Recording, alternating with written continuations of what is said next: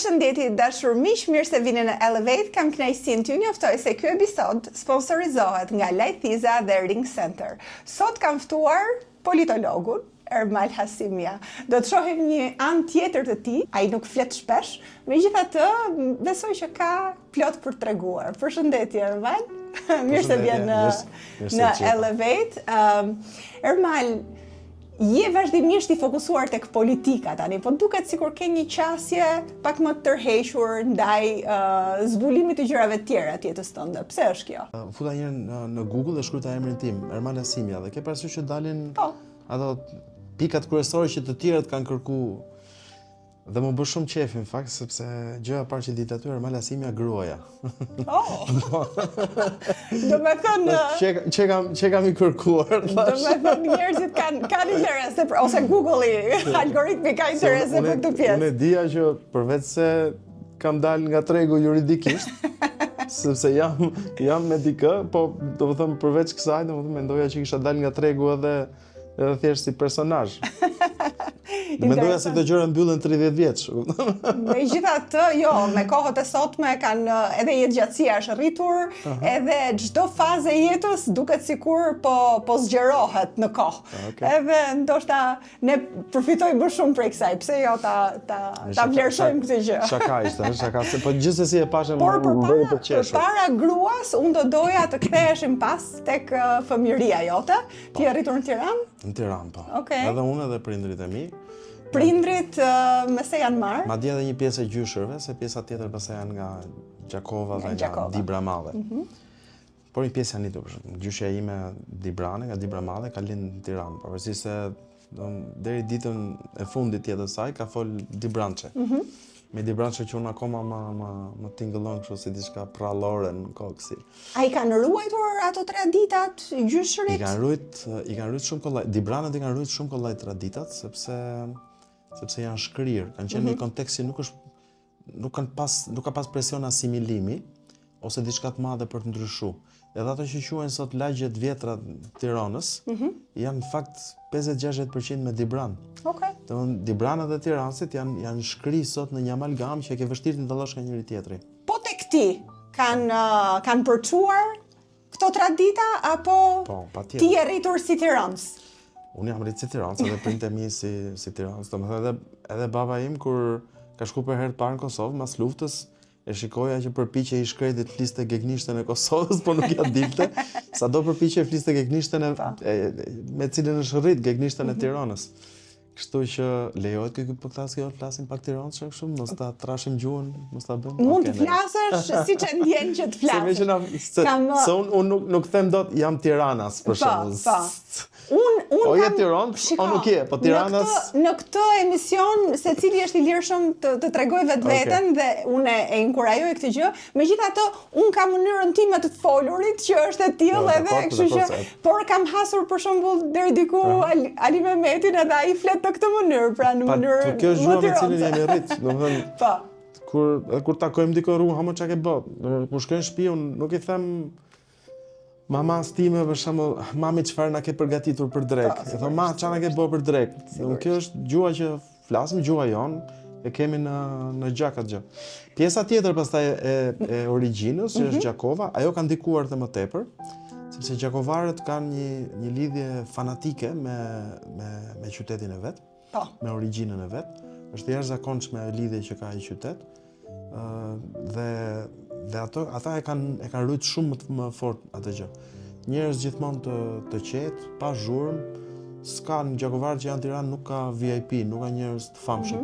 Janë gjithë njerëz të qetë, janë shumë punëtorë, të ndershëm.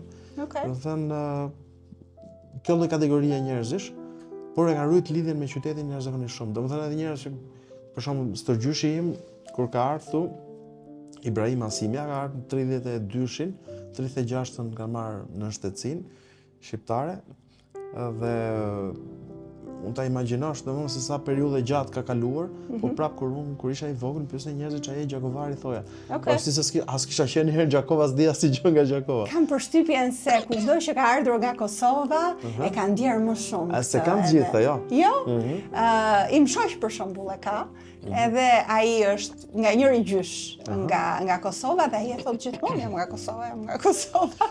Edhe është përçuar kjo në një formë. Gjakova është speciale. Okej. Gjakova është speciale. Për shembull Prishtina lind, po edhe mos t'i bin qafë zonave tjera, po edhe zonat krajina të tjera të Gjakovës nuk e kanë të njëjtën lidhje identitare kaq të fortë me qytetin e vet. Por gjakovarët e kanë edhe si shprehje të nacionalizmit të tyre, të patriotizmit të themi. Domethënë ti je shqiptar për ata kalon nga të qenit gjakovar. Sepse e konsiderojnë edhe veten si një lloj kërthize të shqiptarizmit, jo nga pikpamja e ndonjë lloj superioriteti, po nga pikpamja një lloj e dashurisë që kanë për vendin e vet. Edhe për Shqipërinë edhe për Kosovën, të dyja bashkë. Në fakt nuk i ndajnë ato vërtet. Kështu që ti patjetër që je brumosur me këtë, po më trego diçka tjetër në më shumë detaje nga fëmijëria jote. Me se janë marrë prindrit e tu, çfarë kujtimesh ke ti? Prindrit, mamaja ime ka qenë mësuese të shkollës Sabautin nga Brani. Çfarë jepte? Histori.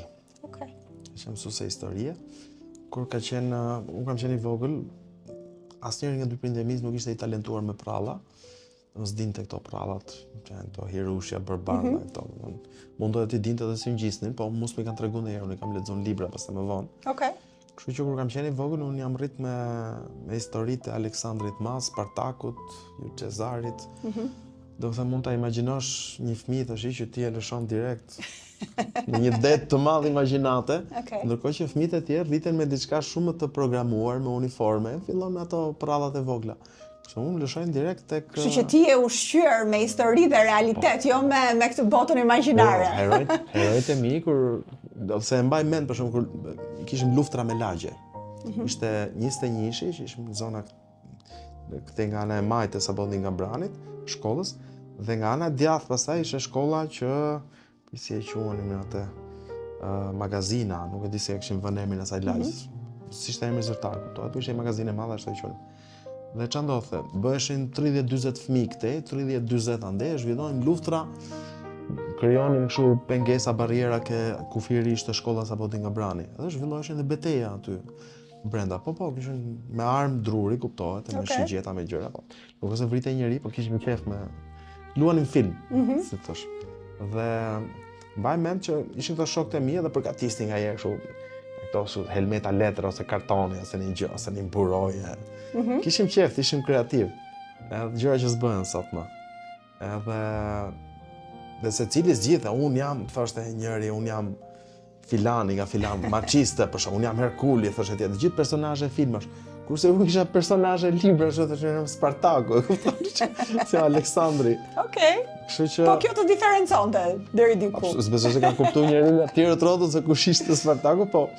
Po babi më se është marr? Babi është kablist, ka qenë kablist. Okej. Kablistët janë ata që hapin pusetat ku janë në rrugë, ku janë ato fijet që lidhen të telefonave, dhe kur kputet ose i hamiu ose vjetrohen, oksidohen ato, kablisti shkon edhe i ngjit në mënyrë që telefoni jot në shtëpi të punoj. Edhe sot e kësaj dite unë shikoj kablist, ndoshta quhen sot me emra më seksi. Po. Dhe kur janë kështu që kanë hap pusetat aty dhe afrohem dhe i përshëndes gjithmonë. Përshëndes gjithmonë sepse kam mu nga herë babi më merrte edhe me vete në punë, edhe mami më ka marrë, po edhe mami në kisha në shkollë gjithsesi. Ke patur vëllezër e motra? Një motër, pak më të vogël se unë. Dhe babi merrte në punë, uleshim aty ke puseta, merreshim buke djathtë, kastravec, çka kishim atë. Por mu ka qenë gjëra të bukura, sepse madje nga një herë i fut çadurët edhe unë rregulloja në kabël, ka pas ca terma teknik që akoma sot e kësaj dite më kujtohen nga ato. Dhe çiftet për shembull, që i quheshin ata.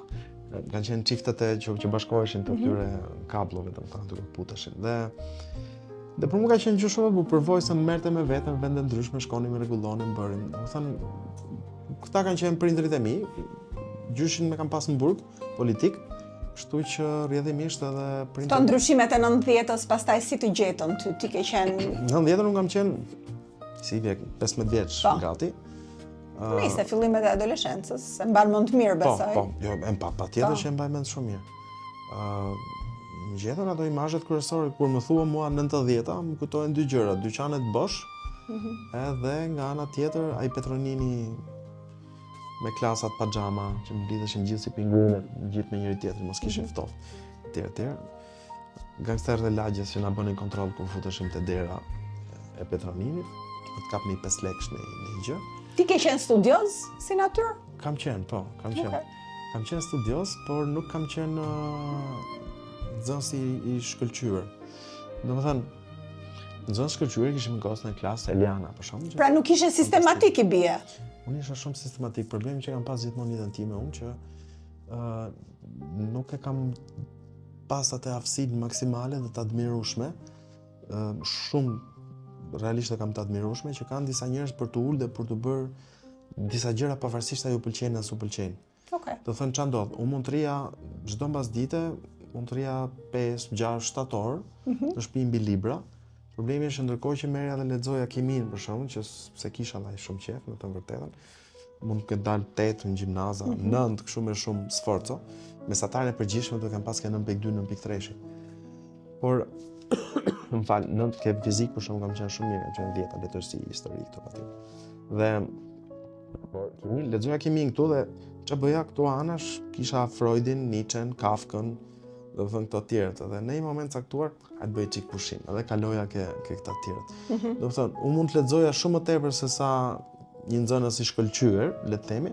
Por lexoja ato që doje ti të lexoje. Lexoja ato që kisha qejf, jo ato gjëra.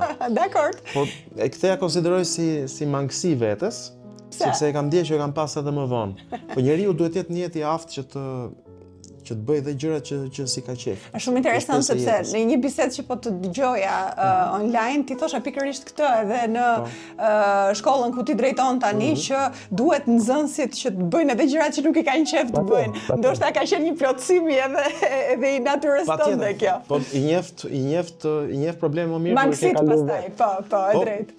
Por duhet pas parasysh, nuk është se kam qenë nxënës i dobët. Edhe pse un kam qasje tjetër ndaj kësaj. Mendoj që gjërat që i pëlqen gjithmonë i bën më mirë dhe jep më shumë. Diskutohet. Çështja është që në jetë ti nuk e ke asnjëherë luksin që të bësh vetëm gjëra që të zgjedhësh, sigurisht. Megjithatë prap, nuk është se ja kam dalë kësaj gjëje 100%, po nuk është se isha nxënës mesatar ose i dobët, domethënë edhe në ato lëndë që se kisha qef dhe në atë kohë shkolla ka qenë shumë e vështirë se sa sot, ditë e sotme. E vërtet. Ajo 8-a, 9-a që mund merja unë në kimi. Ishte merituar, këtë mund ta themi. Por nga ana tjetër është sigurt që nuk kisha të njëjtin rendiment në raport me Gjule Tërsin, për shkak.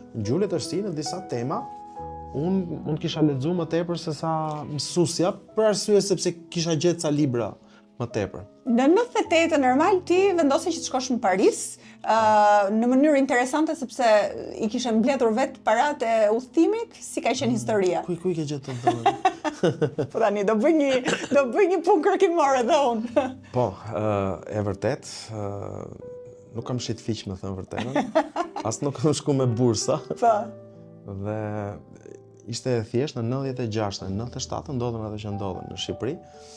Dhe për shkak se flisja frëngjisht dhe me ndihmën fakt të Briseida Memës, gazetare e mrekullueshme, mikeshe ime shumë e mirë, ishte gazetar francez që vinin për ngjarjet e 97-s sidomos, edhe ju duheshin përkthyes. Dhe unë shërbeja si përkthyes. Ti vetë ofrohesha.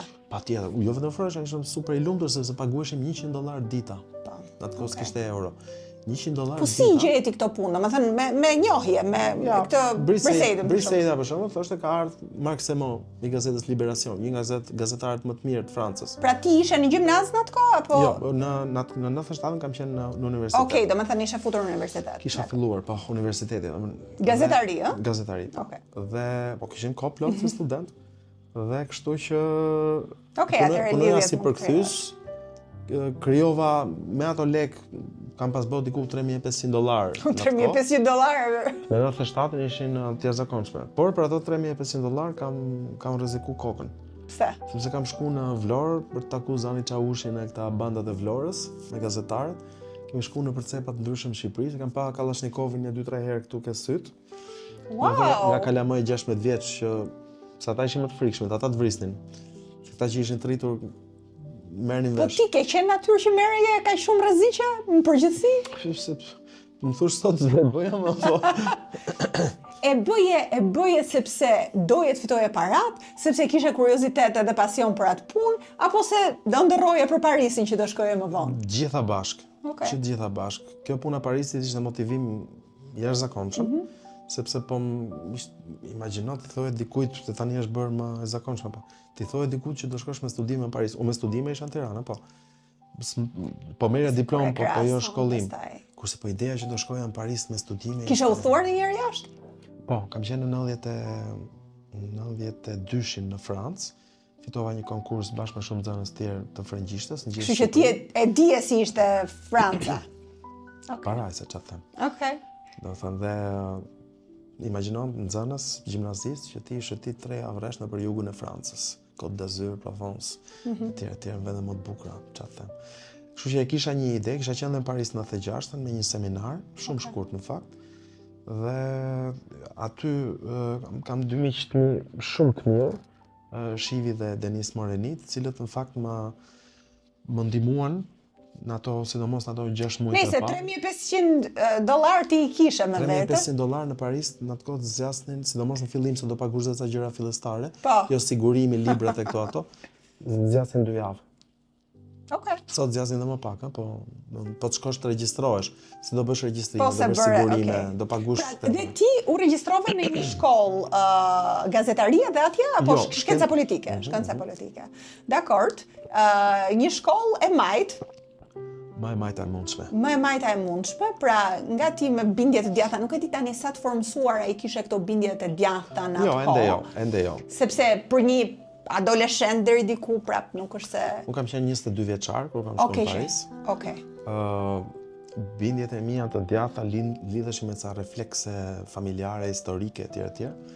Do thënë për shkak të historisë gjyshit të përsekutuar. Mendova që kishe shkuar më herët, po atëherë mund t'i kishe formësuar bindjet. Jo, po të pyesë mua se çfarë isha, patjetër që do isha i djathtë.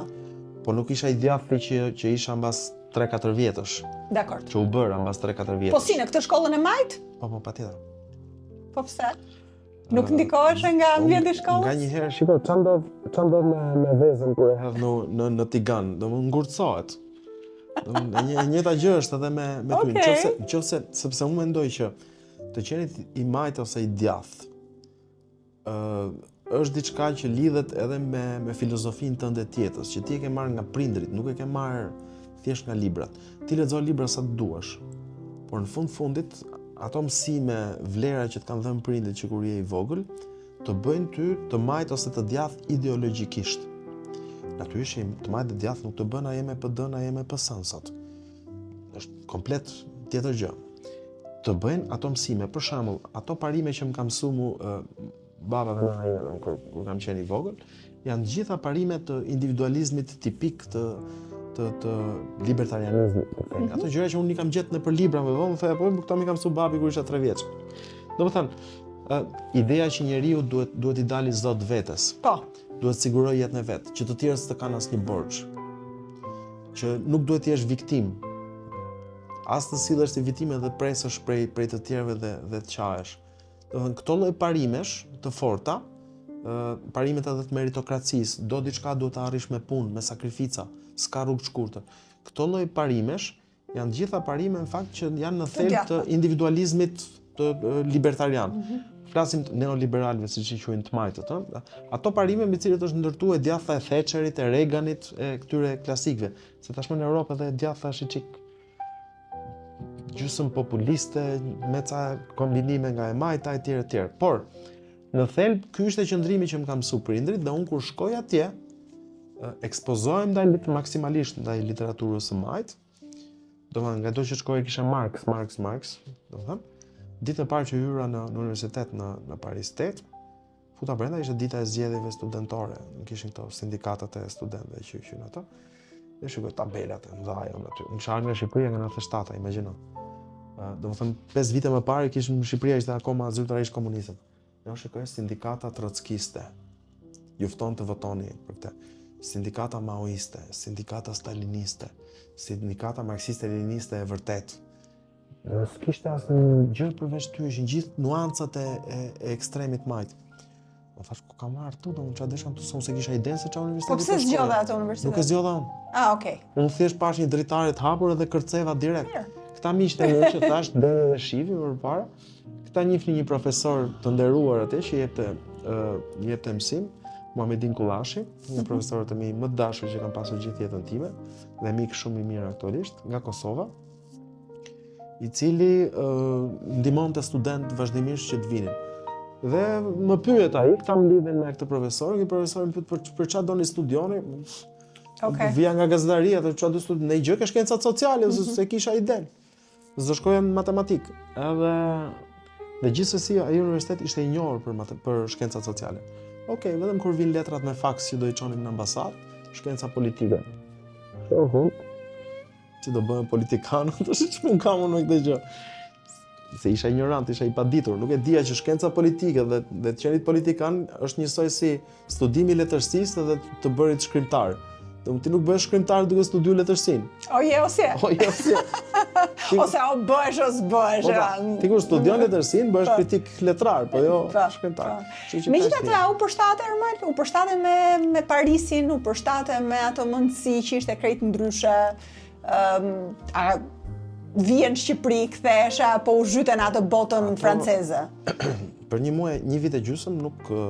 Në fakt isha viti dytë, kisha shkuar bashkë me të dashurën time në atë kohë. Një vit e gjysmë në fillim nuk kemi ardhur në Tiranë, se s'kishim lek, kuptoj. Po mirë, e kuptoj tani pse janë harxuar shpejt edhe ato parat. Nëse do kishe shkuar vetëm ndoshta. Jo, ishin të dy me këmbë në tokë. Okej. Me thënë vërtetën kemi kursy dhe biletën e kinemas ose kafen me njerëzit. Kemi kursy maksimalisht. Ato 3 muajt e parë, është një gjë e bukur për ta thënë, po praktikisht në supermarket kemi 90% asaj çfarë blenim, do më ishte kos edhe ca biskota të lira, sepse ka që ishin lekët. Imagjino ti shkon në Paris aty dhe të duhet pa kosa të gjesh punë, sa të sistemohesh. Gjete punë pastaj? Po, pastaj po. Pra ti edhe studioje edhe punoje aty? Patjetër, se si do jetoj në Paris. Domthonë i kam provuar të gjitha. Çfarë pune bëje? Kam shpërndar broshura në përdalje metrosh. Se sot në Facebook pyeste njëri, po ke shkuar në Paris me bursa, pse se dim në thoshte se ku i gjetet i lekët që studion në Paris. Kështu që i ktheva përgjigje. Kemi shpërndar broshura të dy në përdaljet e metrove, broshura restorantesh e tjerë. Punë të vogla të ndryshme, ndihmokte për zhvendos këtu etj. Kam punuar në një call center me sondazhe politike, aty mësova ca gjëra nga sondazhet politike në fakt. Dhe ishte interesante. Pastaj u futa bëra një trajnim në Radio France, përmes njërit për këtyre gazetarëve që kisha takuar në 96 dhe 97 aty. Me të gjithë kam rrit marrëdhënie shumë miqësore dhe më ndihmuan shumë në fakt atje. Dhe njëri për këtyre tha, hajde bëj një trajnim në RFI, në Radio France International që është, si puna BBC-s atje. Bëra një trajnim, në fund atij trajnimi ishin disa veta, aty ata bën një lloj testi, një lloj gjëje, më thanë, hajde po mbajmë 2, të fillojmë punë. Unë isha një nga ata 2, atë kështu që fillova punë. Sa kohë qëndrove në Paris? Në Paris kam ne 2 vjet pa shkëputje fare, pa lëvizje, se thosh, por pastaj kur fillova masterin dhe më vonë edhe doktoraturën, e kam bërë me vajtje ardhje. Pra ti kalova në Kosovë, pastaj dhe në Kosovë çdo 2 javë praktikisht shkoja në Paris. Pra ti ke bërë aty edhe çdo grad, po themi, të mundshme. Po, fakultetin e dytë, masterin, doktoraturën dhe postdoktoraturën. Postdoktoraturën kam shkuar për një vizitë postdoktorale, në fakt një fellowship në London School of Economics. Kështu që ajo është e lidhur me përvojën angleze pastaj. Dakor. Domethënë i ngjite shkallët akademike aq sa mundje, jetove edhe në Paris, megjithatë nuk u nise për të jetuar atje, edhe pra ishte normale që të rikthehesh pastaj në Shqipëri. Po, as se kam menduar ndonjëherë që të jetoj atje. Okej, pra doje thjesht merrje këtë eksperiencën? Po, doja shkollë për vërteti, është ta thënë kështu me gjuhë të thjeshtë. Patjetër edhe përvojën, do të shikoja pak çfarë bëhet jashtë. Është dhe aventurë e madhe, aq më tepër kur ti shkon me dikë. E kur u ktheve i ndryshuar? Tani ti nuk e njeh veten, nuk e ndjek dot veten se ndryshon aq pak nga dita në ditë sa nuk e kupton, por njerëzit që më shikonin thotë po. Ndryshon që nga dyshime të thjeshta, të vogla, të tipit mamaja ime që më thoshte për shembull të zbar lëkura. S'është ishte detergjent ndryshe, po më shumë gjasa ushqimi, ose edhe mungesa diellit në Parisin, nuk ka diell si Shqipëria. Bukur kjo. Ose daloja ke semafori dhe prisja që të ndizësh të drita për të kaluar, gjithë kalonin, unë rria prisja çan këta. Ose ulosha makinë sot dhe kësaj ditëve dhe i rripin, për shkak të gjëra që kam mësuar në Paris. Ose ulesha në tavolinë, domethënë për ngënë, pritja që veshin aty thika pirujnë gjitha pavarësisht përdoreshin as përdoreshin. Normal, çfarë ambiciesh ke patur në atë kohë për t'u kthyer në Shqipëri të bëje çfarë me këtë eksperiencë të madhe që more atje? Unë më të vërtetën s'u ktheva fare në Shqipëri, unë u ktheva në Kosovë. Në Kosovë. Kështu që nga Parisi unë kam ne 2 ditë në Shqipëri dhe pastaj shkova në Prishtinë, qytet ku s'njihej asnjëri, qytet që në atë moment ishte në pikë në hallit, do ishte vetëm pak kohë mbas shlirimit. Dhe temperatura atë vit ka shku deri -22-23 në Prishtinë, ishte akull, filloi akull, rabora parë ngriu në nëntor dhe u shkri në fund marsit, që s'ka bën ervaki dimra që fort. Shumicën e ditës 16 orë në ditë ishte pa rrym, pa drita. Domethënë edhe thaja ftofti. Ishte mundësi punësimi atje, besoj, jo? Jo, kisha shku me idenë për të krijuar një radio. Okej. Bashkë me këta miqtë e mi, me cilët fola, patëm idenë që të krijojmë një radio. Si përmarrje interesante. Po, të nisesh nga Parisi, domethënë, dhe jo radio në Tiranë, po radio në Prishtinë, në një mjet diskutis të njeh absolutisht asnjë lloj gjë. I frymzuar sigurisht edhe nga puna në radio në Paris. Radio France, patë. Unë themi që radion e njihja, se atje u integrova goxha mirë, madje isha nga gjithë teknikët edhe këta asistentët e realizimit, producent që ishin që kishte Radio Franca, po nga gjithë faktë stafi që ishin, se punonin gjithë me këto, me montazh, ka qenë atko me bobina dhe me shërit magnetik, i presnin me gërshërm dhe të demagnetizuara. Dhe isha vetëm unë dhe një algjerian që përdornim editimin në kompjuter. Në 97-ën, po ishte risi e madhe. Më pashi ditët e algjerianin unë dhe do më mësosh dhe mund. Po mësosh të më bënte naza, s'donte ti ikte monopoli. Ai vetëm kishte mësuar, kush e di se si, jashtë. Por fillom të bëma bet, Algjeria pa për Shqipëria, kështu ashtu vlezër, pa jemi miqë. Në fund nga këto të zakonshmet, edhe si përfundim u bëm shok dhe një ditë hajde ta mësoj. Mësova pastaj unë editimin në kompjuter, isha superstar aty sepse nëse dikush normal me bobina bënte 2-3 editime lajmesh, unë bësha 15. Okej. Shumë më shpejt, kështu që më ndihmoi shumë. E njihja radion se të shkova në Prishtinë. E njihja goxha mirë radion. Pse sa kohë e bëre këtë? Aty në Kosovë kam nejt 5 vjet. 5 vjet. Okej. Jam bërë dhe shtetas i Kosovës. Pra ti në atë kohë ishe martuar? Në atë kohë, jo, si isha i martuar, jam martuar goxha më vonë. Okej. Por isha me të njëjtin person, me ish gruan time, me cilën kemi qenë që 19 vjeç bashkë. Dakord. Edhe e menduat si stacion interesant Kosovën përpara se sa të riktheshet prapë në Shqipëri, apo jo? Po, aventurë gjallë kur je 24 vjeç. Jo, shumë interesant. Shumë interesant. Mu gjithmonë më kam pëlqyer këto gjëra që ti futesh shef një sfidë gjigante, madje ato që më A kishte kështu të tjerë si ti? Në Prishtinë?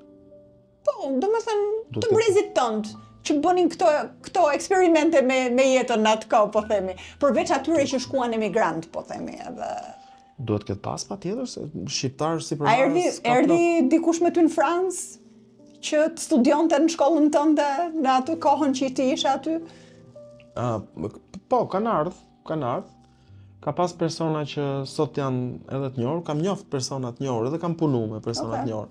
Për shembull, në TF1, që është televizioni më i madh privat në Francë, aty gjatë kohës luftës Kosovës unë punoja si përkthyes pjesërisht, se bëja 2-3 punë pastaj më vonë. Dhe 2-3 punë që paguheshin shumë mirë. Më ka hecë shumë në atë kohë.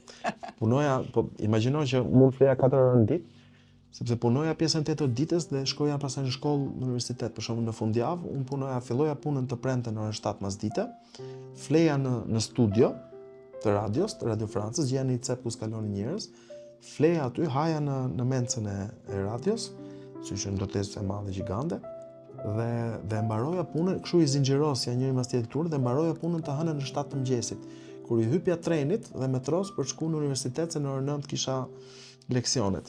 Dhe kjo ka qenë jeta ime. Dhe në TF1, për shembull, në këtë televizionin e madh francez, bashkë me Arben Bayraktarin. Po. Atë aktorin e famshëm Marko from Tropoja. Okej. Bashkë me atë kemi punu për 3 muaj rresht si përkthyes bënim punë patriotike të papaguar, vullnetare, sepse merrnim lajmet e Kosova Presit që vinin nga fronti i luftës në atë moment dhe ne i përkthenim nga shqipe i përkthejmë në anglisht dhe në frëngjisht. Shumë interesant. Kështu që mund të mburem dhe unë që kam bërë dhe unë diçka për Po jo, shumë interesant. Në fakt një rrugtim interesant edhe pastaj ti në 2005-ën u ktheve prap apo përpara 2005-s je kthyer në 2005-ën jam kthyer, mos gaboj domethënë. Në 2005-ën dhe madje u përfshive edhe si zëdhënës i PD-s në atë kohë për një kohë të shkurtër apo jo? Domethënë më ftuan si pjesë e Komitetit të Orientimit Politikave. Dhe ishte ftesa direkt nga Berisha. Po Berisha ku të njihte? Berisha nuk njihte mu, po Mal Berisha në atë kohë, po, ambasadori Mal Berisha. Njëri për cilin kam shumë respekt, edhe Edith Harxhi, gjithashtu e kam shumë mikesh. Edhe ata ishin, Edithi ka qenë në Kosovë, apo jo? Po. Të dy ishin në Kosovë në atë kohë. Dhe të dy i takova atje dhe më thuan thanë kështu është një iniciativë për të bërë këtë gjë. Pra ishte një lloj recruiting që bëhej edhe të njerëzve që ja vlenin. Edhe më ftuan dhe mua. Okej. Kështu unë pash veten pas shumë seriozisht kam unë ka qenë rëndësishëm unë. Tani, kam dëgjuar që ke thënë gjithashtu në një intervistë që ti e kishe qef famën në kohën kur zgjodhe gazetarin. Pra e doje këtë të qenit në jetën publike dhe... Patjetër, do bësha gazetari famshëm. Bëj emisione, do bëj gjëra etj. Po nga të vinte kjo? E kam pas qef vëmendjen, është gjë vëmendje normale. E ke akoma? Po, patjetër. Nga gjithë njerëzit që mund të kesh ti këtu që të vinë po ti pyesësh a e ke qef shumë vëmendje ose shumica s'kan për ta pranuar. Jo, unë jam njeri i thjeshtë, unë s'tash këtu, nuk kërkoj vëmendje kështu. Po, mua më interesante kjo gjë, më pëlqente, më të riqte. Ndoshta ashtu jam rritë si fëmijë me në kushte normale, pa ndonjë lloj vëmendje të jashtëzakonshme, kam qenë fëmijë modest, i urt, i sajoja vet lojrat me të cilat luaja, rria gjithë kohës mbi libra. Më frymëzonin personazhe që ishin personazhe protagonistë etj. Kështu që ajo pjesë më ka tërhequr. Më ka tërhequr kuptohet shumë më tepër kur isha 20 vjeç se sa tani. Megjithatë unë ndaj këtë, sepse edhe unë kam qenë e tillë, kam ditur gjithmonë që do bëhesh e njohur dhe kam synuar drejt kësaj. Patjetër pastaj ajo relativizohet sepse kur je e shikon që nuk është dhe ajo që mendoje. S'ke çfarë bësh më bravo pse. Por desha të pyesja, me që jemi te kjo tema e të qenit në vëmendje. E ke vrarë mendjen për komentet, për çfarë kanë thënë njerëzit, për gjithçka që është folur si derivati asaj që ti ke thënë ose ke bërë ose apo nuk e ke vrarë mendjen. Pse është dhe një qasje që mos ta konsiderosh këtë pjesë. Sidomos tani që edhe ke qenë më shumë në qendër të vëmendjes edhe për shkak politikës. Po, jo, për qenë se unë kam qef të jam i sinqert se mendoj që edhe unë këtë dua. Aty fillon komunikimi me njerëzit. Në fillim, kur ato shfaqje dalit e para publike të mijat, e kam nisur 16 vjeç me shkrime, po kisha qef që shkrimi ata lexonte dikush etj. Por në atë kohë gazetat kanë punuar te Drita, te Albania, do të thënë, po nuk është se gazetat ishin shumë vende për komente, s'kishte komentimi ishte vetëm në midis njerëzve që lexonin atë gazetë, s'kishte një koment në internet në atë kohë. Më vonë pasaj në dalje, kur dalin edhe rrjetet sociale, që liberalizohet komplet komunikimi, kur kishte komente negative, natyrisht që i merja me shumë shqetësim. Të jam edhe, çfarë ky më, si gënjen ky më, si shpif ky? Se maj mend domethënë që thonë njerëzit në gjë. Kjo ka vazhdu për pak vite, me të vërtetën, derisa pasaj adit e pika që ti mbihesh, trashet lëkura dhe nuk të bën më fare përshtypje dhe mbi të gjitha ti mëson një mësim të rëndësishëm që e para koha jote është e kufizuar s'ke për ta kaluar me gjithë njerëzit që çfarë s'ka më thënë për ty, edhe kur të njohin fare. Dhe e dyta pasaj që kjo s'ka asnjë lloj impakti ose lloj rëndësie. Dikush që sot ty të merr edhe të shanse ka bërë sherr me gruan ose me komshiun, nesër ti bëhesh person shumë i rëndësishëm për atë, fillon, bravo. Po të këta njerëz ndryshojnë qasje, është e vërtet. Po jo, më tërhoqi vëmendjen që the që i ktheva përgjigje dikujt sota këto ditë për. Kjo është tjetër që kjo është për argëtim. Okay. Kjo është për si desha ta cilësoja këtë, se thash ç'ne. Kjo është për argëtim. Okej. Dhe këto përgjigje vijnë nga të gjitha gjërat. Njëri për shkakun shkonte një ditë, shante nga motra. Kështu motrën thashte, okay, ta jap adresën e ke në Amerikë, do shkosh? Ose do jam për Gallat pastaj, ose dikush tjetër që shan, për shembull thot këtë ose atë. Dhe ti bën komente, po bën komente që në një moment ku do të heqësh stresin, edhe fillon e merresh me njerëz. Po më ndodh diçka në fakt interesante që të sulmon të shan dikush, edhe ty i kthesh edhe i jep një gjë, një moment, po ja e trajton njësoj sikur mos të kishte shar. Njësoj sikur po bën një diskutim të sjellshëm me ty. Dhe ti i kthehesh sjellshëm, dhe di çfarë ndodh që njerëzit çarmatosen. Dhe ai pastaj e pasqyron. Jo, po se kisha me ty personalisht, po se ka plot nga ata që kështu. Mirë vllai, e kuptoj thonë, po. Do thënë, kjo është argësuese. Kjo është pjesë e një argëtimi. E kuptoj. Është njësoj sikur ti çfarë ndodh, për shembull, ti dëgjon dy veta aty që flasin me njëri tjetrin dhe po të shajnë ty. Dhe ti afrohesh aty dhe shijon atë momentin që kur ata ngelen keq, e kupton? Po është argëtuese. Është mesazh i mirë në fakt për të dhënë, sepse kam ndaj dhe unë të njëjtën eksperiencë për sa i përket kësaj, edhe ju bën përshtypje ose po themi ju ka bërë përshtypje edhe familjarëve të mi, ose mikeshave të mia, po si nuk mërzitesh ti, sa ato e përjetonin njësoj më shumë se sa unë se kam përjetuar kurrë. Jam mësuar me këtë gjë. Edhe media në fakt ta jep këtë shans për të mësuar. Është gjë e mirë shumë. Është gjë e mirë e televizon gjërat. Vaksin. Ermal, pasione tjera çfarë ke patur? Ke thënë dikush që të pëlqen kuzhina, nuk e di, a gatuan në përditshmëri, a gatuan në rastet veçanta për... Gatuja sa që gaton një anvisë e zakonshme sot. Wow! Okej. Do më thënë ti ai që gatuan. Po, unë jam gatuesi, po. Ai që gatuan. Po ke zgjedhur t'jesh apo? Jo, kam qef, që kur kam qenë adoleshent, kisha qef dhe aty në shtëpi merja bërja një eksperiment shumë. Ato që kishin çik ves, çik domate, çik qep, se...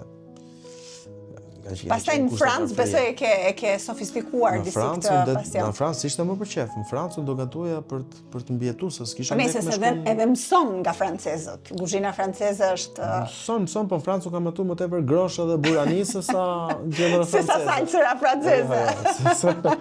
Ishte çështja e kostos. Domethënë, në atë kohë në ushqimin në këtë që quhet mencën kantinën universitare të Paris Tetës kushtonte më duket 2,5 €, diçka e tillë. Dhe 2,5 € ishin shumë.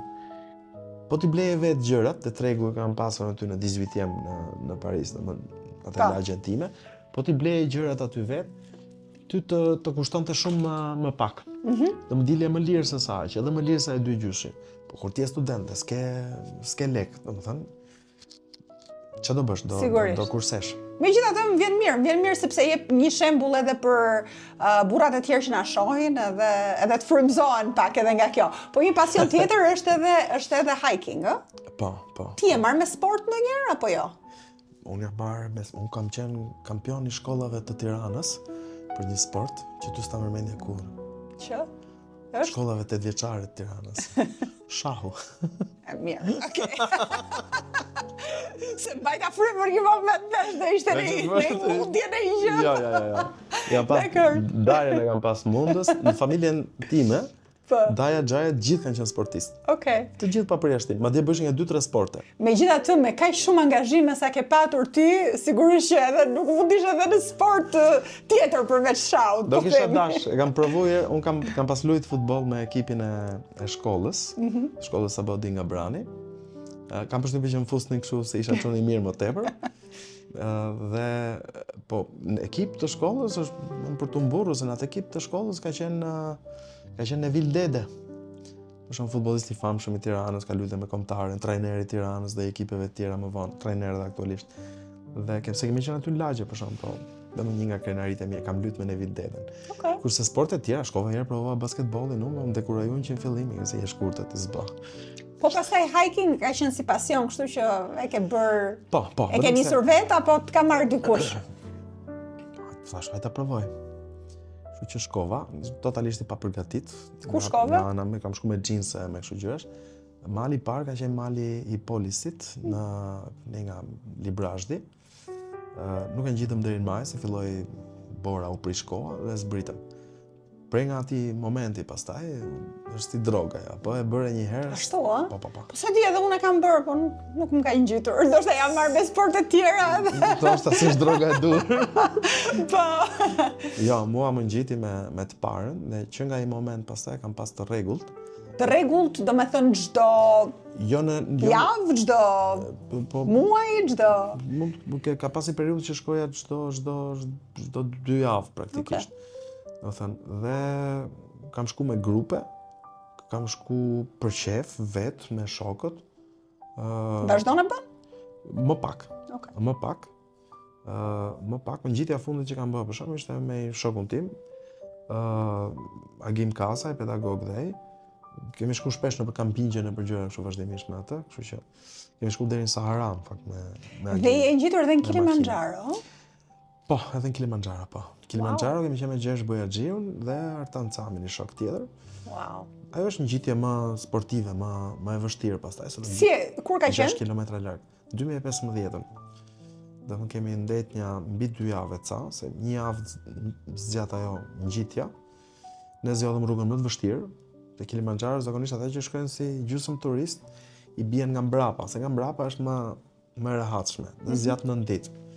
Ne donim edhe të kursenim edhe kohë edhe lek edhe i ram vertikal.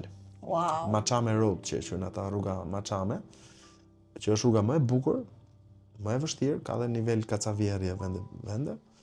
Dhe kuptohet pa oksigjen e gjërat e tjera. Çfarë të mësoi ajo gjitha i përjetim, gjitha ajo eksperiencë? Se janë ca momente që mbesin. Po, nuk besoj që nuk më kam mësuar ndonjë gjë, në kuptimin që nuk është se më ka ndodhur që hyp aty lart dhe zbulova diçka të mrekullueshme. Jo, nuk ndryshove qasje për ndonjë gjë. Është një moment egzaltimi, një moment ku ty të vjen të qash, sepse është gjithë emocionet që i kem mbledh, streset, frikrat, sikletet gjatë ngjitjes, kur arrin aty në maj, sidomos dita fundit është sfilitse, sepse ti mbërrin në kamp në orën 6-7 mas dite, 8 varet se kur arrin në kamp, në kampin e fundit para ngjitjes. Arrin në kamp, përpiqesh flesh 2-3 orë, por nuk flet dot se je si për një gremine, ti je disa metra larg dhe era të bën zhurmë me helikopteri në çadër. Dhe ti shtrihesh 2-3 orë sa më flesh masi ke ngrënë darkën, je lodh ndërkohë as kapit nga ajo tjetra. Dhe mbas atyre disa orë, pak orëve pushim, ti çohesh, han mëngjesin në orën 12 natës. Edhe pi çaj të fortë me koncentrat me ginger, edhe nisesh për të ngjitur malin në 12 natës, sepse duhet arrish atë në 6 mëngjesit. Po pse? Se në 7 fillojnë rufet. Oh, wow, okay. Kështu që ti ngjitesh në 6 dhe ti ngjitesh në mal në momentin që del dielli. Ajo duhet jetë shumë e bukur. Është fantastike. Se ti je në majën e Afrikës, shikon edhe malin tjetër që është një 200 km larg se ti se sa është, domethënë shikon shumë larg se je shumë larg. Ari është i pastër natyrisht. I pastër, ëh? Patjetër, se gjithçka është 6 km larg, s'ka as smog as gjë, as re as hiç. Reti ke 4 km poshtë. Po vështirësi me frymarrjen kishit? Po, patjetër. Është mungesë oksigjeni natyrisht, mu më mpinin gishtat, gjuha edhe buzët rrotull, kisha ethe gjithkohës, ke 37 gjys 38, apo e ndjeja që kisha ethe. Një lloj kështu si përzierje, lodhje natyrisht, është jashtëzakonisht e lodhshme. Por kur ngjitesh atë lart pastaj dhe ti gjithë kjo javë sakrifica, një javë ngjitje sakrifica që ke bërë për atë gjysmëorësh që rrin aty në pikë të ftohtë. A ja vleti? Po, patjetër. Okej. Patjetër, është e mrekullueshme. Ajo që jep vlerë majës nuk është maja në vetvete. Është rrugtimi pra deri aty. Rrugtimi. Pa ato sakrifica, vuajtje, ndërrime, imagjinime si do jetë në maja, do jetë kështu, do jetë ashtu, a do të arrit, do t'ja dalë. Pa gjithë pjesë, maja s'ka të rëndësie. Po shkosh me helikopter aty. Po çon dikush me helikopter? Ka sheka, okay, po e shoh në video. Por është gjithë kjo pjesa tjetër që ta bën të mrekullueshme dhe aty fiton dhe një lloj respekti për veten. njeh limitet e vet, kupton diçka të rëndësishme që sado që ti mendon që i ke arrit limitet e tuja, gjithmonë ka vend edhe për pak përpjekje më tepër. Për të arritur më shumë. Patjetër. Okej, është shumë interesant. Shumë interesant. Nuk e dija Ermal që ti ishe Ka që ngjitës malesh. Jo, ish përdar në kaq shumë gjëra, me kaq shumë pasione, eksperienca, përvoja, shumë, do të thot shumë, dhe ndoshta pse shkove pasaj te politika duke patur të gjithë këto? Pse dëshira jote ishte politika? E dëshira për të bërë diçka me impakt. Diçka që të... Duke përdorur gjithë këto? Po, patjetër. Do të thënë, ideja është ti në jetën e përditshme ndjehesh disa njerëz që kanë një lloj shtyse, një lloj nxitje për të bërë diçka që ka impakt, që ka peshë, që ka rëndësi në atë jetën e vet. Përndryshe ty të duket sikur je thjesht një pjesë e ingranazhit aty dhe por nuk je aktor, nuk je as aktor as vendimarrës, nuk je autori i jetës tënde, si thuash. I jetës tënde dhe kjo jeta jote futen në të tjerët. Se siç thoshte Heideggeri, bota jonë nuk është diçka që përcaktohet nga gjeografia ose nga konceptet e tjera. Bota jote përcaktohet nga ajo çfarë ka impakt te ty dhe nga ajo që ti e percepton, e prek, ndikon te ty në jetën e përditshme. Kështu që nëse ti në një moment caktuar ke impakt në këtë botën tënde, atëherë kjo të jep ndjesinë që ti ke dalë nga i zinxhiri, nga ajo shkuarja e pandalshme dhe vdekjes, thoshte ai, sepse qenia është qenia njerëzore, dhe ky është thelbi i njerit, është qenia drejt vdekjes. Do të thënë, ti nuk je thjesht njeri, je njeri me një kohë të caktuar. Do qenia jote, ajo që përkufizon qenien është kufizimi final që ti do të kesh. Në këtë lloj rrugtimi, ti mund ta jetosh te si Sizifi po duash, merr edhe bën diçka, po pa duke ditur që s'do funksionojë, s'do bëj diçka. Por mund të bësh edhe diçka tjetër që t'ia japësh vetë kuptimin e asaj gjëje. Dhe kjo ka kuptim në radh parë, jo vetëm kur bën diçka për veten tënde, po kur bën diçka që ka impakt edhe të tjerët. Sigurisht. Dhe ti edhe përmes arsimit e bën këtë çdo ditë duke drejtuar edhe shkollën e Ernest Kolishi, breza të tërë që edukohen atje, edhe pse arsimi nuk është në kohën e vetë më të mirë këtu në Shqipëri. Dhe as në fokusin e kësaj shoqërie, me thënë vërtet. Dhe sigurisht impaktin e ke, po desha të ndalja edhe pak te kjo pjesa e politikës. Ky impakt që ti ke dëshiruar që ta japësh, ata ka mundësuar kjo fushë? Ose Jo. Ose aktivizimi me të edhe komunikimin publik? Jo, kam dhënë diçka në mënyrë shumë modeste. Mendoj që nuk është se politika ose skena publike më ka në i bërsh kjo gjë, dhe më qoftë se gjërat s'kan funksionu dhe nuk kam arrit që idetë e mia ti çoj deri në nivelin publik. Kjo është pavësia ime, po nuk është diçka që, po patjetër, nuk është diçka që ka lidhje me ato që të tjerët s'ma kanë dëgjuar, s'ma kanë vënë veshin, se dëgjon vazhdimisht ankesa, kështu që. Po, ankojnë, ka plot njerëz që ankojnë. Po, kjo shoqëri si dëgjon intelektualët e kështu ashtu. Jo, nëse s'të dëgjon ty si intelektual, nëse je intelektual, nëse jam dhe unë intelektual. S'ke folur qartë Azimi. Po, se ke gjetë mënyrën e dur, se ke gjetë idenë e dur, ndoshta idetë e tuaja s'kan pikë vlere. Nuk do të thosha, por besoj që edhe një lloj përshtatje me shoqërinë dhe ambientin duhet, sigurisht. Ky është ambienti.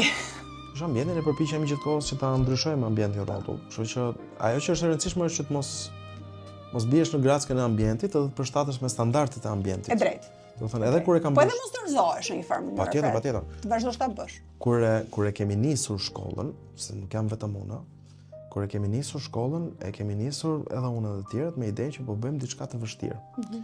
Qartazi diçka të vështirë. Dhe e kemi nisur shkollën për një kategori të caktuar prindësh dhe nxënësish që mendojnë si ne, që mendojnë që është e rëndësishme që, dhe këtu është koherenca ideve që ti kanë gjitha fushat përfshirë në politikë, nëse ka njerëz që mendojnë që për të pasur sukses në jetë ti duhet punosh dhe nuk ka rrugë të shkurtër, atëherë kjo shkollë është vendi i dur. Nëse ka njerëz që mendojnë që shkolla duhet të jetë thjesht një, se di, kopsht me dreka, nuk e di se çfarë, ti duhet shkosh aty të marrësh diplomë, duhet kalosh fëmijërinë tënde i lumtur, pa u përpjekur, pa u lodhur etj. Atëherë nuk jam vendin e dur, ke gjithë shkollat e tjera, shumicën e shkollave për këtë gjë. Domethënë, kjo lloj sfide është një sfidë që mua më ka pëlqyer gjithmonë shumë. Pse? Sepse dhe këtu është arsyeja pse arsimi edhe më ka tërheq, dhe sidomos ky roli i sipërmarrësit në arsim, sepse pikërisht më ka dhënë mundësinë që ato që kanë vlera dhe parimet mia individuale, të mund t'ju afroj edhe të tjerëve ose fëmijëve të tjerëve në rastin konkret. Dhe është gjë shumë e bukur kur unë ndjej për shembull se si ose kur vjen shtatori, tetori që fillojnë në universitetet jashtë, dhe të vjen një mesazh në email nga ishën nxënës tanë që pas janë anku 3 vite në shkollë që janë lodhur shumë kanë mësu, tash shkruajnë thonë tani po e kuptojmë se sa na vlen ajo çfarë. Tani unë mund ta ndaj deri diku këtë përjetim sepse unë shkollën e kam bërë një vit shkolle të mesme, kam bërë Durrës tek në infrashëri në atë kohë dhe pastaj ne fituam lotarinë amerikane dhe shkuam në Amerikë. Dhe kur krahasoja pastaj shkollën në Amerikë në vit 2 kur isha me ato që kisha bërë në vit parë, ndihesha shumë më lart, edhe pse nuk e flisja anglishtën si amerikanet atje, por si duket mënyra jonë e arsimit dhe mësimdhënies në atë kohë ishte shumë më e fortë në krahasim me çfarë gjeta atje. Edhe kjo më ndihmoi, kështu që e kuptoj pak a shumë. Është dhe natyra e shkollës amerikane. Po, është natyra e shkollës. Megjithatë, nuk e di a e ndaj mendimin tënd për sa i përket kësaj, sepse edhe duke qenë në Amerikë, pastaj unë fitova një qasje tjetër, një qasje drejt shkuarit drejt pasioneve dhe jo ndaj vështirësive. Mamaja ime mua më ka rritur me idenë që shkolla është e vështirë, jeta është e vështirë, është shpesh vuajtje dhe në Amerikë adoptova një qasje tjetër, që thoshte jo, jeta është gëzim dhe duhet ta gëzosh dhe duhet ta shijosh dhe kjo mbeti me mua. Tani ndoshta edhe rrethanat e jetës time facilituan këtë qasje që unë adoptova më vonë, por ama mund të them që unë me këtë mundësi jam që gjërat janë dhe për të shijuar. Sigurisht ti duke bërë më të mirën tënde, por jo vetëm të qenit në atë modë që unë do bëj një gjë edhe pse nuk e dua, thjesht duhet ta kaloj se kjo do më bëj më të fortë se kjo. Jo, ideja ashtu, do të thënë, ajo që unë mendoj është kjo që se asnjëri nga 2 versionet nuk është i plot, mendoj unë. Do të thënë, unë e shijoj jetën time. E shijoj realisht. Do më jam në një pikë të jetës time ku pavarësisht gjithë atyre. Edhe pse ti ke zgjedhur të bësh ato gjëra që ke dashur. Pra deshe gazetarin, deshe, domethënë nuk studioje ato që nuk të pëlqenin. Jo, se ndoshta jemi keq kuptuar. Unë nuk jam mazokist. Do të thënë, unë nuk mendoj që ti duhet të shkosh zgjedhësh ku të jetë më e vështirë thjesht për qëllimin që të masakrohesh. Por edhe ato të vështirësi do t'i kalosh. Unë mendoj që patjetër që ti duhet kërkosh ato fushë ku mund t'japësh më të mirën e vetes, patjetër që qëllimi yt final duhet të jetë lumturia, kënaqësia, s'diskutohet kjo gjë. Ajo gjë që unë po them është kjo, që lumturinë dhe kënaqësinë nuk mund të shkosh ti kërkosh ose nuk ka kuptim të shkosh ti kërkosh përmes rrugëve të tjera të shkurtra. Dhe unë mendoj që një njeri që mendon si puna ime, është shumë më i qetë dhe më i lumtur, më i kënaqur në jetë, se sa dikush tjetër që përpiqet gjithmonë të gjejë rrugë të shkurtra për shmangur punën dhe ato. Do të thënë, kjo është filozofia ime, nuk është se është filozofi mazokizmi. Është filozofi pune, duke pasur pikërisht të lloj parimi.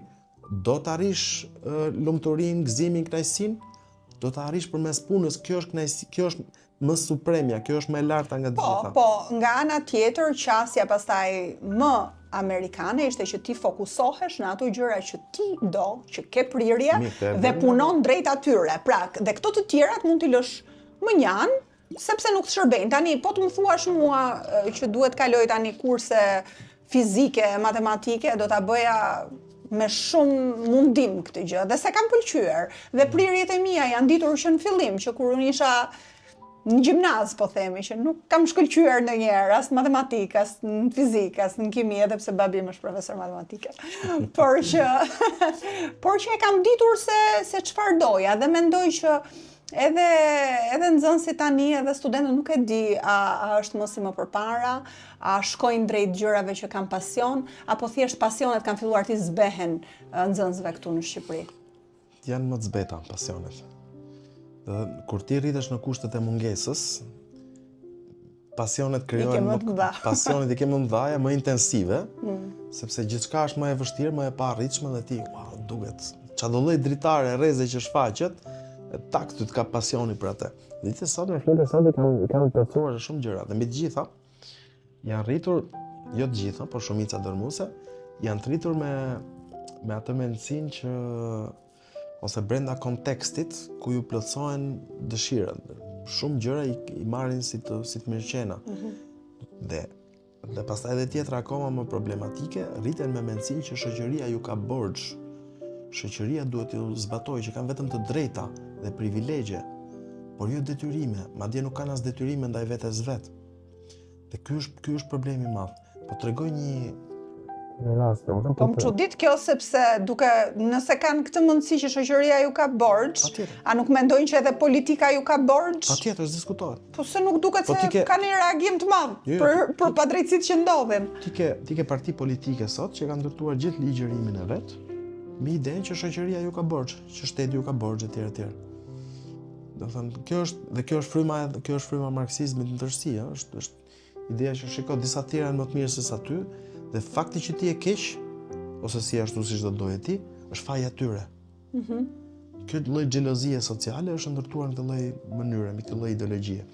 Domethënë, deri këtu shkon, deri në këtë nivel. Dhe po të shikosh sot ti gjithandej, edhe fokusi që i kemi në raport me brezin e ri është ky, domethënë, çfarë mund të bëjmë ne për t'i plotësuar dëshirat e fëmijëve.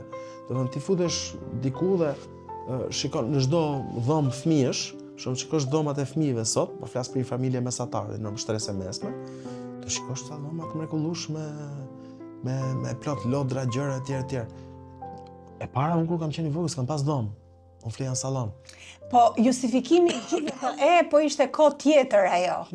Unë jam shumë i lumtur me atë kohë. Shumë i lumtur. Të tregoj një gjë që e kuptoj. Se një gjë që se kam thënë ndonjëherë, po s'është ka një lloj peshë rëndësie, por për treguar se si ti e krijon vet atë mjedisin tënd kështu. Një nga lojrat e mia të preferuara kur kam qenë i vogël. Gjendesha në shtëpi vetëm. S'kisha çfarë të bëja. Lodra zero. Televizori, rryma ishte, ajo tensioni ishte shumë i ulur, s'kishte çfarë shifje.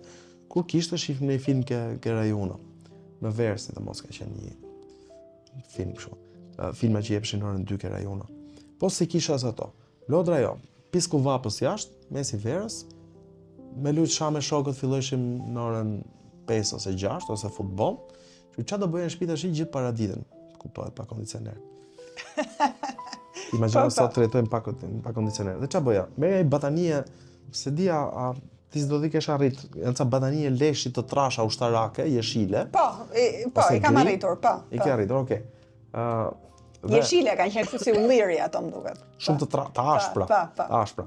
E merja atë batanie dhe e hidhja aty në ke kuzhina që kishim. Kuzhinë e qunim se ta qush sallon. Fjalë madhe, sa kjo ishte. E hidhja aty. Po ishte veç mas nga aneksi gjithsesi. Po, aneksi 4 metra katror ose.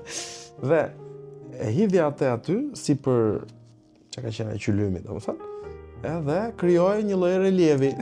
Po ta shikoj, dukesh si relief natyror, se jeshile dhe jo, me kodra, me logina, me gjëra kështu. Merja tavlla duhani, i vendosi aty dhe këto ishin kështjellat. Pastaj kisha gjetë një vend ku hidhnin kështu lapsa, ne nga inxhinieria ndërtimit, si duket lapsa të prishur, edhe po ishin me ngjyra. I merja e prisja në copa të vogla nga kaq dhe kuptohet bëheshin 200-300 nga këto copat, nga që ishin me ngjyra të ndryshme krijoheshin ushtri të ndryshme. Dhe unë krijoja ushtri, secila ushtri në një kështjell të vetëm, edhe Game of Thrones pastaj. Fillonte aleancat, luftrat, gjithmonë ta blut ose të kuqt, blut të kuqt, të kuqt duhet se marrin.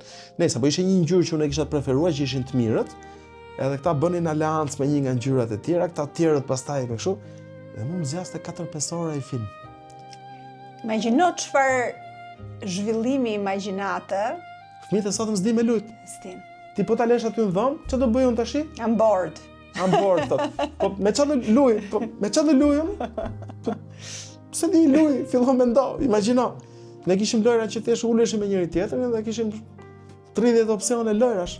Me filma, me targa makinash, me kështu, me ashtu, e tjerë. Telefoni prish, gjithë ato lojra që ti lojra pa lodra. Fëmijët e sotëm nuk luajnë dot pa lodra. Normal kur diskuton me ata prindrit që janë pak shumë ngulmues me fëmijën e tyre që ja japin gjërat gati edhe ja sigurojnë të gjitha që ndoshta kjo mënyra tjetër është më efikase në arritjen e qëllimeve. Çfarë mendimi kanë? 95% e prindërve në Shqipëri mendojnë që bëjnë pjesë, që fëmijët e tyre bëjnë pjesë të 5% që i më të mençurve. Do thënë, 95% e prindërve kur ti fillon bisedën, zakonisht Excelent. Jo se është fëmia im, por shumë i zgjuar. Kjo është 95% e prindërve. Dhe ky 95% mendon që është ke 5% që i më të mençur, kuptohet. Ka një kontradikt statistikore aty, po se kuptohet, po çfarë di bësh? Do unë zakonisht ju them bravo i qoftë, unë si ja dini ju se unë për vete kam fëmijë normal. Si kam kaq të zgjuar sa ju. Dhe mendoj fakt, kam fëmijë normal. Fëmijët më të mirë në botë për mua, më fëmijë normal. Dhe çfarë ndodh me këta? Përpiqesh t'ja u shpjegosh. Në shkollë ka diçka që prindër që vinë me idenë duke e fshi edhe komplet konfliktin e interesit dhe gjykim, subjektivitetin e vet. Dhe janë bindur që fëmijët kanë të janë shumë të zgjuar, që s'ka as edhe kuptimi, sepse fëmijët janë të gjithë shumë të zgjuar. Po janë të zgjuar në fusha të ndryshme, në mënyra të tyre apo? Nuk ka fëmijë të pazgjuar. Nuk ka. As fëmijë të zgjuar. Gjithë janë të zgjuar në mënyra të ndryshme. Dhe kur vinë me këtë idenë që gjithsesi do funksionojë shumë mirë. Dhe ka shgënjime. Te shkolla jonë, ne për shkak të ritmit. Përballen aty me realitetin. Për shkak të ritmit dhe ngarkesës, shkolla është e dizajnuar për nxënës të mirë. Kështu që vjedhimisht ç'a ndodh. Ka nga ata që vinë për shembull, mund ta kalojnë edhe testin, por nuk janë mësuar me idenë që për të marrë 10-ën, se mund të jetë këtë 8 realisht, po për të marrë 10-ën duhet me punu goxha më tepër.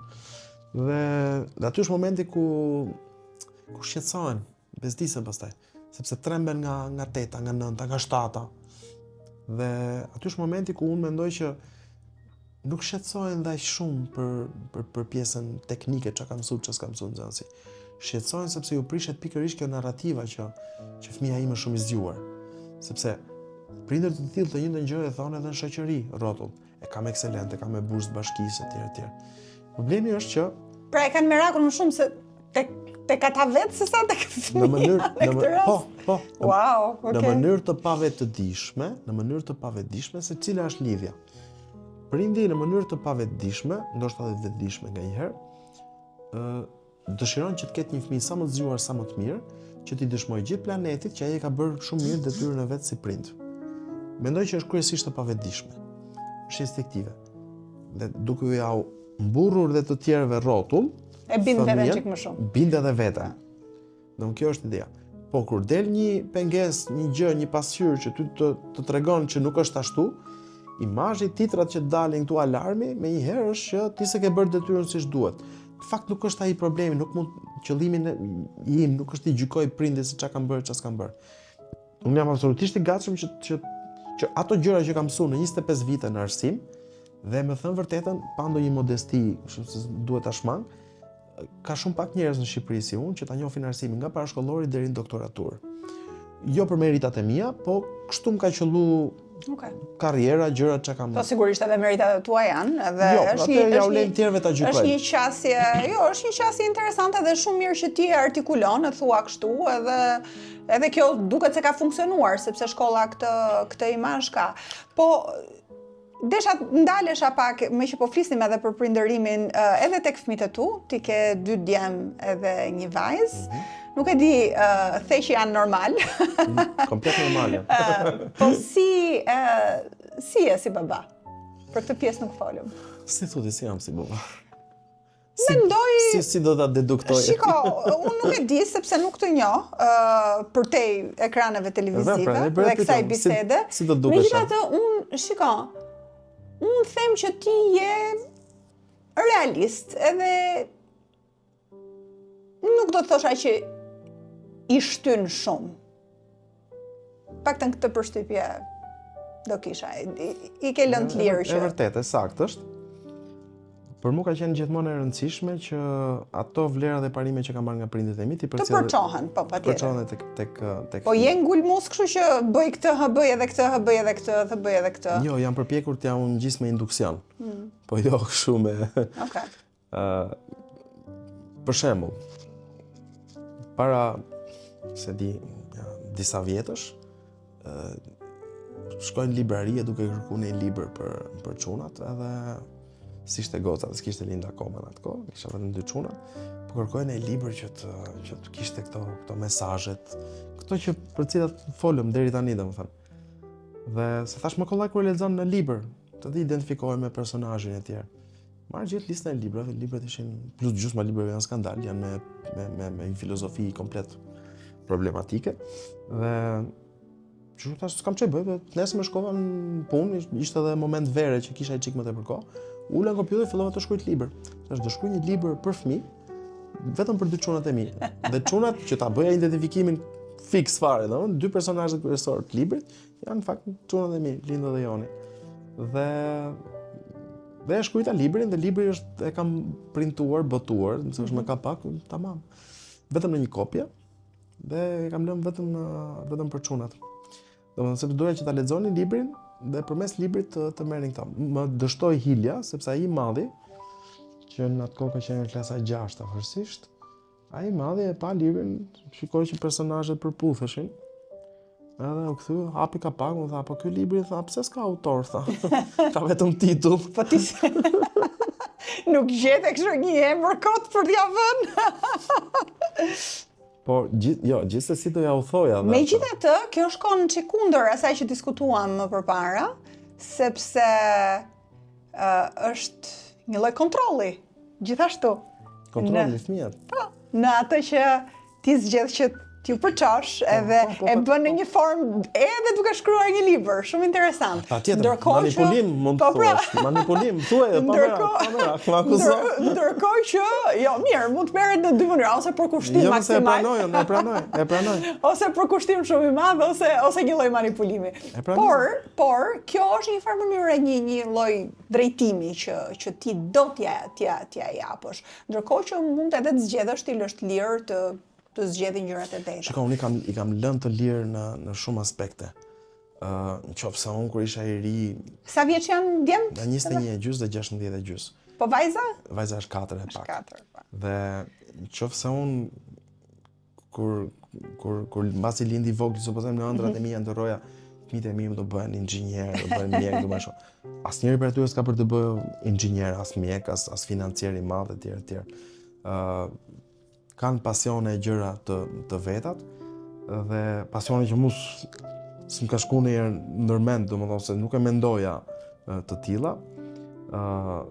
Dhe por i kam mbështet maksimalisht.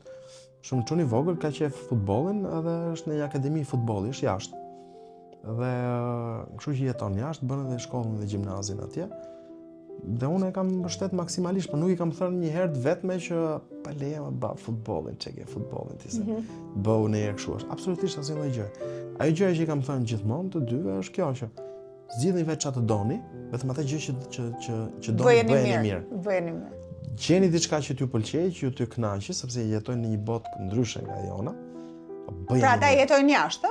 Jo, po vetëm njëri nga të dy. Okej. Njëri nga të dy, takohemi çdo 3 javë, pak a shumë. Dakor. Se një herë vjen ai, një herë shkoj unë. A ke te këta projeksionet për t'u bërë atë që si e bërë vetë, ose është kjo tek prindrit me fëmijët? Nuk e kam në ndonjë formë konkrete. Ose për të ndjekur rrugtimin tënd nëse të kap... Okej. Te zero fare, nuk. As nuk ju kam thënë ndonjëherë që duhet që t'i orientoj drejt atyre gjërave me të cilat jam marrë unë. As nuk ju kam thënë që të heqin dorë nga kjo gjë. Kjo pjesë mbas lirinë absolute. Thjesht atë që thash në fillim, bëni çfarë doni, vendosani vetë, po si pëlqeu vendosni diçka tjetër, se e keni mundësinë në këtë botë ku jetojmë sot, por futuni me kokë dhe bëheni tamam. Bëheni që t'ju kënaqë, t'ju E kanë mbushë ndjekur jetën. kështu si kështu, si mendon? Po, janë akoma 3, ëh. Po. Do të thënë, në moshën ku janë që të dy, praktikisht adoleshent ende, edhe i madhi, në atë moshë është moshë eksperimentesh. Është moshë kur ti teston e gjë. Pastaj çdo lloj gjë që them unë fëmijët mi, unë kam studiuar për gazetari dhe nuk jam gazetar. Kam studiuar më pas për shkenca politike dhe sot nuk është se jam, edhe në këtë moment që po flasim, kam qenë pedagog, po ka disa vite që kam lënë dhe punën e pedagogut. Thjesht bëj punën e pedagogut nëpër seminare, konferenca, trajnime etj. Por nuk jam pedagog full time. Po jam dakord me ty që shkolla nuk përcakton nuk të përcakton ty pastaj të ardhmen domosdoshmërisht. Ti mund të bësh një shkollë, unë kam menduar gjithmonë që shkolla është më shumë për të mësuar për jetën edhe për përballjet me situata të ndryshme. Edhe pastaj njeriu do ta gjej fillin edhe rrugën e vet. Unë kur kam qenë në moshën e çunave të mi, më thoshte një njeri që mbas X vjetësh ti do jesh, mbas 30 vjetësh do jesh administrator, themelues çfarë dush ti, një shkolle private, domethënë. Nga doli kjo gjë, domethënë ç'lidhje kam unë me këtë punë. Por thash, njëjtën liri që ja njoh vetes, ja kam dhënë edhe. Ke kaluar kohë me djemt dhe a kalon kohë me vajzën? Tani, aktualisht, 2 djemt i kam nga martesa e parë. Vajza nga e dyta dhe me vajzën natyrisht që mbi të kaloj. Kalon kohë? Po. Po kur djemt kanë qenë më të vegjël, ke kaluar kohë me ta? Kam kaluar kohë, jo aq sa do kisha dashur, me thënë vërtet. Për gjithmonë kam përshtypjen se prindit e fëmija tret që vjen më mbrapa bën ca ndryshime kështu, kalon më shumë kohë, që s'ka mundur të kaloj më herët kur ka qenë më i ri. Nuk e di, janë faktorë të ndryshëm që shkojnë drejtime ndryshme. Ka disa raste të tilla. Ndoshta po, çështja është kur rritesh në moshë, ndoshta të humbin ato reflekset dhe durimin ndaj fëmijëve të vegjël, se fëmijët e vegjël janë sidomos kur janë gjallë dhe lëvizin shumë me energji, kërkojnë vëmendje, kërkojnë që të merresh etj. Pastaj ka një dallim, se po them gjithë faktorët që ndryshojnë, ka një dallim midis çunave për shembull dhe gocave. Që duam s'duam ne për shkak shoqërisë maskiliste, ndërtimit botës, planetit, sido që të jetë, gocat në këtë moment për 100 arsye ndryshme ndryshojnë nga çunat në raportin që kanë me baballarët. Për shembull, unë mund stresohem sa duash gjatë ditës, por kur vjen ai momenti i darkës edhe goca vjen shtrihet e vën kokën këtu, ke gjoksi im, domethënë, vën edhe krahun, fut drejt puthme. Nga herë, edhe të dua shumë babi, thotë. Edhe pastaj dhe unë filloj i tregoj histori. Dhe gjej çfarë histori që tregoj. Historitë. Një histori që më ka treguar mamaja ime. Ose të librave të asaj kohe. Domethënë, po, goca është 4 vjeç, por unë kam fol për Hannibalin, për Piron e Epirit, për tash jemi tek këto udhimet e Odiseut. Udhimet e Gulliverit kemi pas para 1-2 javësh. Domethënë Skënderbeun është, mund të them që për atë moshë është goxha specialiste e Skënderbeut. Po shumë mirë. Nëse tregojnë këto historitë, i bie që vazhdon edhe tradita, edhe mirë ju bën sepse me këto historitë e fundme që ç'a nuk shpikin tani nëpër libra, vetëm histori për t'u treguar nuk janë. Ka raste shoh në libra se është mbush shtëpia me libra. Domethënë po që i bëjnë dhuratë gjithë, teza halla etj. Dhe shoh librat, hap një libër, filloi lexoj një gjë, babi më lexoi çik, se do dhe lexim librash.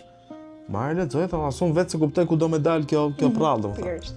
Pa fol në herë që shkruaj diçka edhe kaq. Pa fol në herë që vjen një moment kur unë marr prallën, shoh ku do me shku pralla, edhe e ndryshoj vetë, domethënë bëj sikur lexoj, po në fakt ja kam duke ja rishkruar. Normalisht që ti je në fushën e arsimit edhe unë në fakt jam dhe vetë interesuar se si po ndryshon bota me inteligjencën artificiale edhe zhvillimin teknologjik. Si mendon që do shkoj puna e arsimit, duke marrë parasysh edhe këtë zhvillim të jashtëzakonshëm të inteligjencës artificiale? Ato na duhet më shkolla në të ardhmen, shkolla e mirëfillt, po themi universitetet dhe specializimet, me që edhe punët të ndryshme duket se do t'i bëjë AI. Janë disa gjëra se këto revolucionet teknologjike ka rolin e vetë dhe ndryshon njeriu, është e qartë. Por janë ca gjëra që mbeten konstante në historinë e njerëzimit. Ndoshta ato do zhduken, po në këtë moment unë nuk i shoh që të zhduken. Për shembull, rastin e shkollës. Nxënësit tani e përdorin AI-n, përdorin ChatGPT-n vazhdimisht. E përdor dhe unë. E përdor kur më duhet të marr informacione për në mënyrë përmbledhur për diçka etj. Fal. Por nga ana tjetër ka diçka të shkolla. Është çështja e kontaktit dhe komunikimit që ti ke me mësuesin. Dhe ma i shikimi sy më sy me mësuesin. Qa do të kesh ti përballë kompjuter, robot në të ardhmen, humanoide etj.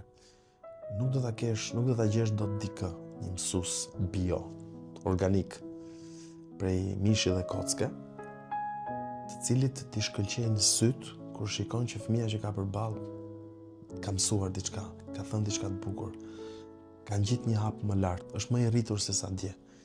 Këtë gjëti nuk ta jep dot roboti. Roboti s'do i shkëlqejnë syt për këtë gjë. Këtu më duket se ti po flet për fëmijët vegjël, edhe për shkollën 8 vjeçare, po themi, ose unë po flas për etapa më tej. Për universitetet e këto. Për shkollën e mesme, për universitetet, sepse këtu po flasim për lidhjet njerëzore, human connection, që jam dakord me ty, nuk mund ta zëvendësoj asnjë lloj AI.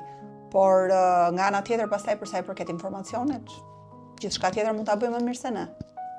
Informacionit po, por jo ose përçimi të informacionit dhe bërja e punëve, sepse kjo gjithashtu i bie që të rishikohen edhe kurrikulat që bëhen edhe në për universitete, edhe punët që do zgjidhen, po bëhet fjalë për një kohë, për një të ardhmë të afërt, me ç'po lexoj edhe do jetë edhe më afërt se sa e mendojmë ne. Por prapë mendoj që edhe aty faktori antropik, më thoshte Schrödingeri, faktori njerëzor do ishte nuk zhduket dot aq shpejt. Do vi një moment, çka ka ndodhur për shembull. Aq shpejt, shpresojmë të rri sa më gjatë, po. Po zgjasi. Shiko, po të më pyesësh mua se çka ka ndikuar në jetën time si student, vështirë se të them libra, do të mund të them njerëz. Do kanë qenë njerëz të cilët jo domosdoshmërisht në universitet, po edhe jashtë universitetit, me të cilët kam ndejt, kam fol, kam bisedu, kam zgjeru horizontin, kam provoku mendimin e tjerë. Dhe kjo është vështirë që të ta bëj makina. Makina ty mund të japi informacion. Ndoshta edhe teknikisht mund të provokoj logjikën e gjërave të tjera, se do arrim edhe ajo lloj pike. Por më duket prapë vështirë që ta zëvendësoj këtë aspektin njerëzor. Më duket çike vështirë. Kështu që nuk e shikon të ndryshoj arsimin për t'ju përshtatur këtij zhvillimi. Ja të marr një analogji të tillë. Sot ç'a ndodh? Bota ka kaluar në për disa revolucione në fushën e ushqimit. Okej? Një revolucion gjigant i madh në shekullin 19 ishte zbulimi i përdorimit të amoniakut, nitrateve në ç'a quhet plehërimin e bujqësisë. Në momentin që fillon të përdoren nitratet, prodhimi i drithrave, sidomos, po dhe ushqimeve të tjera, trefishohet në planetin Tokë. Gjithë teoritë maltuziane bien poshtë. Ato teoritë e famshme që ka më shumë njerëz planeti se sa mund të mbaj. Tani planeti prodhon 3 herë më tepër. Në të ardhmen do prodhoj edhe më tepër se sa, që ka 100 teknika të tjera. Dhe ç'a ndodh? Fillojnë edhe produktet e modifikuara gjenetikisht e gjithë ato gjërat. Domethënë sot planeti prodhon jashtëzakonisht shumë ushqim dhe nuk e ka problem me ushqy njerëzit. Do 1/3 e ushqimit që prodhohet sot në planet përfundon në plera. Shpërdorohet. Domethënë, por ç'a bëjmë ne? Ndërkohë që kemi gjithë këto ushqime të prodhuara me bujqësinë ultramoderne, kështu është gjenetike etj. Ne shkojmë sot te departamenti bio në supermarket. Ne shkojmë tek ai, dhe unë vetë jam një nga ata, që porosis për shembull, ndoshta çdo 3 javë, porosis, më më kujtu se do të porosis në fakt.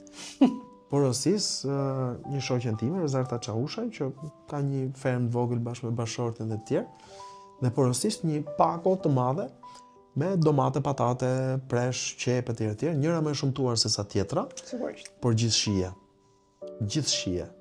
Dhe, do të thënë, ti mund të bësh sa të duash revolucione gjëra. Pra do kthehesh tek baza, thua. Dhe nuk është vetëm çështja e sigurisë. Nuk është vetëm çështja e sigurisë. është edhe thjesht ideja që unë po blej diçka për cilën dikush ka investuar kohë, energji, dashuri, pse jo, pasion tek ajo gjë. Do thënë, dhe unë mendoj që edhe në këto aspekte të zhvillimit teknologjike, do thënë, këtë aspekti njerëzor, jo vetëm për këtë arsye, por për shumë arsye të tjera, nuk do mund ta zëvendësojmë dot. Për shembull, në imagjinatën time kur mendoj në të ardhmen, ti mund të kesh robot që mund të bëjnë gjithçka. Mund të kesh blej një robot dhe ai mund të t'i ofrojë të gjitha, përfshi dhe seksin, po të duash.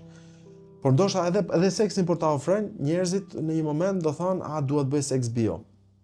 Mirë, dakord, po kjo nuk do të thotë që në një farë mënyrë nuk do ta çakordonte botën edhe ndërkohë që njerëzit do eksperimentonin me gjithë këto gjërat e tjera derisa të kthehen tek bazikja. Për ta kuptuar që ndoshta është më mirë ajo që Unë nuk po them kishin. që bota nuk do ndryshojë. Bota do ndryshojnë dhe gjithë revolucionet teknologjike funksionojnë me dallg. Ti ke një dallg, bën shpike të rrota, dhe hyp me një herë ke një zhvillohet bujqësia, gjithë ato gjërat e tjera. Shpiket, nuk e di çfarë, shkrimi, supozojmë. Shpiket shkrimi zhvillohen gjithë shkencat, gjërat e tjera. Ne indo-europianët, për shembull, revolucionin më të madh që kemi, atë që na ka kriju nga kjo kultura jamnaja dhe pastaj në shndrimin në indo-europian dhe pastaj pushtimin e gjithë Europës dhe më vonë edhe të botës, në fakt, është zbutja e kalit. Po. Dhe ky është ajo që shkakton revolucion të madh. Tash çfarë ndodh? Ndodh një revolucion 200.000 vite përpara erës sonë. Ndodh një tjetër 100.000, një tjetër 10.000 etj. Këto dallgët e revolucioneve ngushtohen gjithmonë, hapësira midis tyre, distanca ngushtohet gjithmonë më tepër.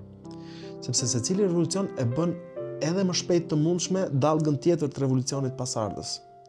Dhe ato ndryshime që janë bërë në 500 vitet e fundit në planetin Tokë, nga pikpamja e zhvillimit teknologjive, nuk janë bërë në 300.000 vite të ardhshme. Vërtet. Dhe çfarë do thotë kjo? Vjen një moment ku neve këto gjëra po na dalin jashtë kontrolli. Edhe po na dalin realisht, shikojmë tek gjëra të vogla për shembull. Unë edhe ti mund ta kesh vënë re që vjen një moment kur shikon ca adoleshent që i përdorin këto teknologjitë e reja, do të thënë në mënyrë që ti thu Po. Të duket vetja si plak, sepse mua, jo ty, po. Të duket vetja si plak se thu çan këto, më tregon një herë çuni vogël më për shkak 16 vjeç e gjysmë, më tregon gjëra, prit se kjo bëhet si kështu ashtu ti s'di fare, thotë atë. Ti ngelesh thotë se ty duket vetja, ti e mendon veten si të lidhur me teknologjinë. Pa ty zbulon që s'di asgjë. Ti zbulon që ka harxhu 3 minuta gjysmë për një gjë që bëhet me një klikim. Okej, do të thënë që ti je pozitivisht. Edhe kjo dallg do krijoj përshtatje, thua ti, edhe do krijoj hapësira tjera. Hapësira, lehtësira. Domethënë njeriu do heqi nga qafa me shumë gjasa, shumë siklete fizike. Në kuptimin nuk do torturohemi për shumë lloje punësh edhe sakrificash. Se dim sa e mirë do jetë dhe kjo, po. Nuk e di. Ka shumë të panjohura.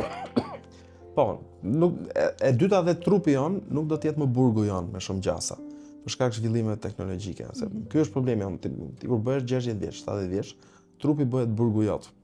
Me gjithë smundjet, dhimbja mesit, kjo kockat, reumatizmet. Se gjitha do rigjenerohen. Okej. Është plotësisht e mundshme. Besoj që duhet bëjmë një bisedë tjetër enkas për këtë, se kjo është shumë interesant, në fakt, edhe nuk diskutohet botë në Shqipëri, kam përshtypjen. Në botë ka filluar diskutohet disi, me gjithë revolucionin që po bën AI. Nga që ne nuk presim të bëjmë një revolucion, ne kemi syt nga Amerika. Po jo, po të paktën të informojmë njerëzit këtu. E sheh kaq pozitivisht edhe të ardhmen e vendit e Shqipërisë, Sermal, për ta përmbyllur këtë bisedë këndshme me politikën. Janë 2-3 nivele të ndryshme zhvillimi. Një zhvillim është ai progresi teknologjik që do vi gjithsesi këtu, duam s'duam ne. Do vi një moment.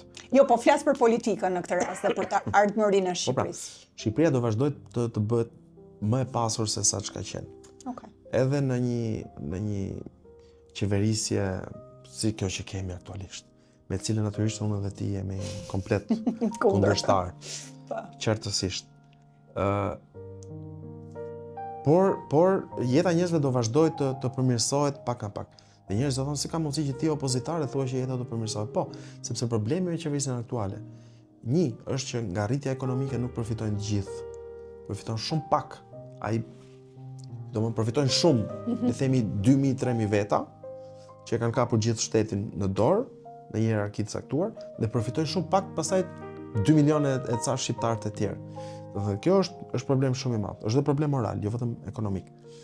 Do të thënë, në këtë aspekt, krahasimi nuk është me atë se çfarë me rritjen e GDP-s. Krahasimi është në raport me këtë problem, sepse për disa rritet me 300% në vit pasuria, ndërkohë që për disa të tjerë nuk rritet fare ose rritet me 1%. Dhe ky është problemi i madh. E para. Dhe e dyta pastaj është edhe problemi tjetër i krahasimit me pritshmëritë që kemi. Domethënë nëse dhe kjo është pak kënaqësia e madhe tjetër. Nëse ne, si thua, pritshmërinë ose normalitetin e rritjes duhet ta kishim që njerëzit të rriten, ekonomia shqiptare të rritet njësoj për gjithë me 10-12%, sa mund të jetë potenciali real i ekonomisë shqiptare, rritet me 3%. Edhe këtë 3% që ne përfitojnë prapë ta 2000 veta. Domethënë, dhe prapë mbetemi opozitar tek kjo gjë, nuk na bën kjo të kënaqur me atë se çfarë po ndodh. Edhe sikur të ishin të kënaqur, edhe sikur të jesh një nga këta 2000 veta, prapë janë këto faktorët e tjerë që ty të bëjnë që të përpiqesh për ata njerëzit e tjerë që nuk e arrin këtë gjë, që s'janë ke 2000-shja dhe që presin 10% gjithsesi. Do të thënë, kjo është pjesa që ka të bëjë me rritjen ekonomike, teknologjike e tjera, dhe që do ndodh në një farë mënyrë. Se edhe në regjimin komunist vite një moment ku mbasi kabli koaksial të e di nga i madh se punonte Telekom kablist. Kabli koaksial kishte 30 vjet që përdorej në Europë. Vjen një moment që edhe Shqipëria e adoptonte, e përdorte. Pas 30 vjetësh kuptohet, por do e përdorte. Dhe përmirësoi një lloj teknologjie. Iku kjo pjesë. Problemi tjetër pastaj është problemi moral. Dhe është problemi i filozofisë së ekzistencës vetë njerëzve. Është dhe problem kombëtar natyrisht. Dhe ky problem moral është më i thellë dhe këtë nuk ta zgjidh dot ekonomia. Është problem që lidhet edhe me ato pikat e para që përmenda në fillim. Apo bëjmë diçka të drejtë? Apo e trajtojmë njëri tjetrin si duhet, mos ndoshta po ndërtojmë një shoqëri dhe një politikë në cilën ne nxitemi që të urrejmë njëri tjetrin, ta shikojmë njëri tjetrin si kundërshtar, mos ndoshta duhet sillemi ndryshe, mos ndoshta duhet i themi jo të keqes që në mëngjes kur i shohim që nxjerr kokën me një cep muri. Unë mendoj që të gjithë ne e kemi si detyrë që t'japim shembujt e duhur, modelet e duhur dhe të promovojmë të mirën aq sa mundemi. Pasoj. Patjetër. Kështu që edhe ky është. Ne përpiqemi që të bëjmë. Me thënë drejtën u kënaqa Armal, u kënaqa me këtë bisedë, u surprizova me të gjithë Faleminderit. me të gjithë rrugtimin tënd, edhe mendoj që shembuj frymëzues duhen dhënë. Unë të falenderoj edhe për këtë bisedë, por edhe për gjithë angazhimin tënd. Faleminderit dhe plus jam mësuar me biseda me tema të ndryshme të tjera, po kjo lloj bisede më kënaq shumë më tepër. Po mendoj që e jep efektin gjithsesi. Po shpresoj. Faleminderit.